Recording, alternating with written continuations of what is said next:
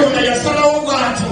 Thinking that God decided that way. Ng'amanyite katonda bw'atyo bwe yakigera. And the Lord prepared it like that. Nga bw'olaba leero nga bwe njogera saawa zino. As I speak now, waliwo abantu abakkiriza there are people who believe nti katonda yabagerera bw'atyo. that the Lord prepared it that Nga way. bwe muli wano. And you are here. Era nga mutudde. And you are seated. Nga mugamba nti katonda bw'atyo bwe yasalawo. Now for you gave up, you say it is God's plan. Kubanga osalidde ekintu kino Because you are praying for this thing okumala ebbanga for ddene. a long time. N'omulowooza nti ne katonda And you thought that even God naye yakigwako. had given up. Eky'omukisa omulungi The good enough. onyikidde okubeerawo mu kubeerawo kwa You have katonda. continued to be in the presence of God. Ate twagala okujjukiza And I want to remind you nti katonda wo that your God ye katonda ateerabira. is the God who doesn't forget. Katonda wo teyeerabira. Never forget.